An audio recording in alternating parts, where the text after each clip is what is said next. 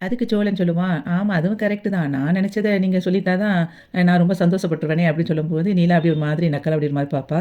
சரி விடுங்க. என் சோக கதைய போய் உங்ககிட்ட கேட்டுக்கிட்டு, நானே இப்போ உங்ககிட்ட ஒரு விஷயம் கேட்கணும்னு நெனைக்கிறேன் அப்படின்னு சொல்லிட்டு ஆரம்பிப்பான் சோழன். உடனே சொல்லுவா, "எடக்கு மடக்கா ஏதாவது கேட்டீங்கன்னா அடி விழும்" அப்படின்னு சொல்லி சொல்லுவா. உடனே சோழன் சொல்லுவாங்க, "ஏங்க நான் எத பேசினாலுமே நீங்க எதனாலும் தப்பு தப்பா தான் நீங்க யோசிப்பீங்களா?" அப்படின்னு சொல்லி கேட்பான் சோழன். அதுக்கு நிலா சொல்லுவா, "ஆமா நீங்க அப்படிப்பட்ட ஆளு தானே" அப்படின்னு சொல்லி சொல்லுவான் நிலா.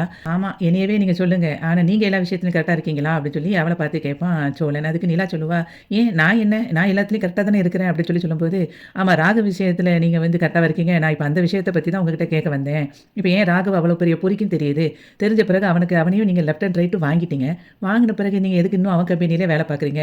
அதுக்கு அவனுக்கு வேலைய விட்டுட்டு நீங்க வந்துரலாம்ல" அப்படின்னு சொல்லி சொல்லுவான் சோழன். அதுக்கு நிலா சொல்லுவா, "எனக்கும் புரியுதுங்க. அவன் வேலைய பார்க்குறதே கஷ்டமா தான் இருக்கு. ஆனா அப்படிலாம் ஈஸியா விட்டுட்டு வர முடியாது. அதுக்கு வந்து ஒரு வேலை எனக்கு கிடைக்கணும்.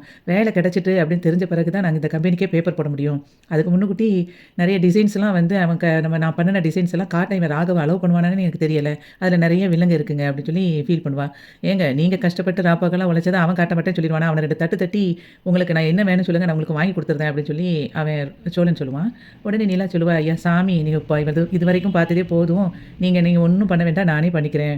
டீல் பண்ணிக்கிறேன்" அப்படின்னு சொல்லி இவ சொல்லுவா. "அதெல்லாம் விட முடியாதுங்க. நீங்க பாட்டுக்கு கஷ்டப்பட்டு செஞ்சத அவன் வந்து குடுக்க மாட்டான். நீங்களும் பெசாட்ல இருப்பீங்களா?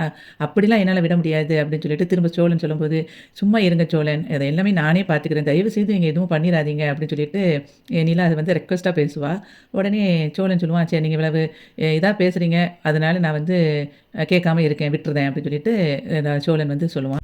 உடனே நிலா கேட்பா, "ஆமா எனக்காக ஏன் இவ்வளோ கோவப்படுறீங்க ராகவ் மேல?" அப்படின்னு சொல்லி கேட்பா. அதுக்கு வந்து அவன் சொல்லுவான், சோழன், "ஆமா உங்களுக்கு தான் என்னைய பிடிக்காது. ஆனா எனக்கு உங்கள ரொம்ப பிடிக்குமே. அது நமக்கு பிடிச்ச ஒரு ஆளுக்கு ஏதாவது ஒரு பிரச்சனைன்னா எல்லாருக்கும் சும்மா இருக்க முடியுமா? அது மாதிரி தான் நான் வந்து இப்போ உங்களுக்கு பண்றேன்.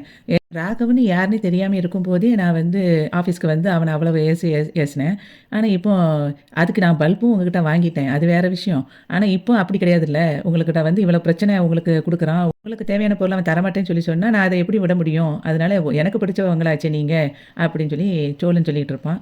அதுக்கு நிலா வந்து அப்படியே சிரிச்சுட்டு இருப்பா. அதுக்கப்புறம் வந்து இவன் சொல்லுவான் திரும்பியும், நீங்க வந்து எதுவுமே தெரிஞ்சுக்கிட்டே தெரியாத மாரியே இருப்பீங்க. நான் பக்கம் பக்கமா பேசுவேன். அத கேட்டுக்கிட்டே நீங்க அதுக்கப்புறம் ஃபர்ஸ்ட்லேருந்து பேசுவீங்க. நீங்க எப்போ எப்படி இருப்பீங்கன்னு எனக்கு தெரியாது" அப்படின்னு சொல்லும்போது, நிலா சொல்லுவா, "ஆமா இப்ப எதுக்கு சம்மந்தம் இல்லாம பேசிட்டு இருக்கீங்கன்ட்டு" கோவமா பேசுற மாரி பேசுவா. "இந்த பார்த்தீங்களா, இவ்வளோ நேரம் நார்மலா இருந்தீங்க. இப்ப பாருங்க திரும்ப திடீர்னு எப்படி மாறிட்டீங்க. நீங்க எப்போ அந்நியனா மாறுவீங்கன்னு எனக்கு தெரியாது" அப்படின்னு சொல்லிட்டே இருக்கும்போதே, அவனுக்கு ஒரு ஃபோன் கால் வரும். அந்த ஃபோன் எடுத்து பேசிட்டு, வரேன் அப்படின்னு சொல்லிட்டு போயிருவான். உடனே நிலா வந்து அவன் சொன்னத அப்படியே யோசிச்சு பார்ப்பா. "எனக்கு உங்களுக்கு தாங்க என்னைய பிடிக்காது. ஆனா எனக்கு உங்கள பிடிக்கும்" அப்படின்னு அவன் சொன்னத நினைச்சு மனசுக்குள்ளேயே சிரிச்சுக்கிட்டு இருப்பா நிலா.